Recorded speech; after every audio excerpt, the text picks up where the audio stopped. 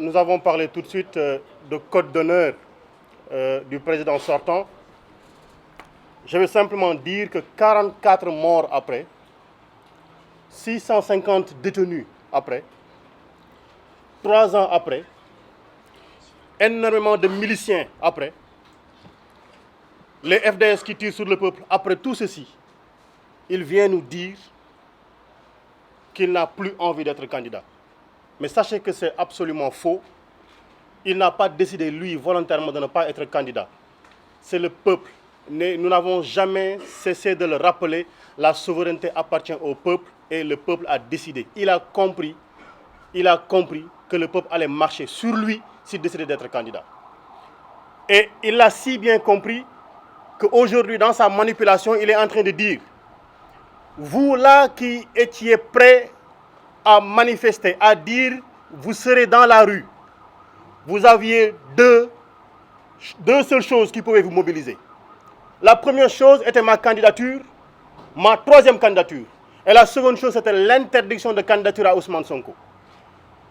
Aujourd'hui, vous tous qui aviez comme dénominateur commun l'opposition à ma candidature, restez chez vous. J'ai décidé aujourd'hui, en me prononçant, en disant que je ne serai pas candidat, je vais marcher sur Ousmane Sonko, je marcherai sur Pastef, je marcherai sur ses militants, je marcherai sur sa candidature, je le garderai en prison, je l'interdirai de candidater. Laissez-moi faire, laissez-moi m'occuper d'Ousmane Sonko. Voilà le message que nous avons lancé. Voilà comment il faudrait décoder le discours de Macky Sall hier. Et comment il y est parvenu, on le verra parce qu'il est en train de lancer des menaces derrière, comme d'ailleurs il est coutumier des faits. Donc ce qu'il a dit hier, mais est d'une extraordinaire banalité, parce que je ne suis pas candidat. Il savait très bien et pertinemment que la Constitution le lui interdisait. Et je dis, pour ceux qui ont décidé de lui faire confiance, mais gardez-vous de totalement lui faire confiance, parce que comme il a été dit tout à l'heure par Ngagne Demba Touré, il garde sous son coude 3 cartes, 3 coups qu'il peut nous faire au dernier moment. Et j'avertis les prochains candidats de l'APR, évitez de manger chez lui, évitez de boire son eau, il est capable de vous empoisonner et de dire, comme nous n'avons plus de candidats, je reviens, et de le faire à la Ouattara. Prenez garde. Je parle de Amadouba, de Aly Ngouille Ndiaye et de tous ceux-là qui ont été cités. Faites bien attention. Si vous n'arrivez pas à gainer votre bouche d'invulnérabilité, ne mangez pas chez lui. Mais je dis une chose, il n'est pas candidat et Dakar dort. Comprenez ce que je suis en train de dire. Il n'est pas candidat et Dakar est en train de dormir. Ça veut dire que le fait qu'il ne soit pas candidat n'intéresse aucun de ses souteneurs. Mais qu'ils disent qu'Ousmane Sonko ne sera pas candidat, Dakar ne dormira plus. Qu'ils disent qu'Ousmane Sonko ne sera pas candidat, le Sénégal ne dormira plus. Et il faudra qu'ils le comprennent. Donc tout ceci n'est en rien une déclinaison du dialogue politique. En rien, il faut qu'on le comprenne. Tout ce qu'il vient de dire n'a rien à voir avec le dialogue politique. Il a compris le message qui lui a été lancé. Et comme nous l'avons dit, sa déclaration tardive a causé beaucoup de morts. Mais l'affaire CPI, on ne va pas lâcher l'affaire. Topoka lay donne. Ils nous ont dit qu'il y avait des forces occultes dans ce pays-ci. La seule force occulte ici, c'est cet homme qui a voulu utiliser des forces de défense et de sécurité, accompagné de milices qui a tiré sur son peuple. Voilà la seule force occulte. Et qui aujourd'hui, parce qu'elle est tellement occulte, elle a envoyé cette force occulte, une ministre des Affaires étrangères, se rendre dans tous les pays du monde, se rendre à l'Union européenne pour nous servir un mensonge éhonté que les gens n'ont pas fait, et ils n'ont pas fait 30 secondes pour la démentir. Force occulte. Il a dit les forces de défense et de sécurité ont tiré. Mais voilà, vous là qui êtes force de défense et de sécurité, on vous a donné la possibilité de tirer, vous avez tiré avec des balles réelles sur le peuple. Et aujourd'hui, on vous jette en pâture, on vous jette en charogne. C'est un avertissement qui vous est lancé.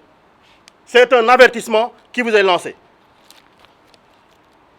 Aujourd'hui, moi, Birame Souleye Diop, parlant sur cette table, auguste table, invité de la conférence des leaders, j'ai dit la candidature du président Ousmane Sonko est une demande politique, est une demande du peuple.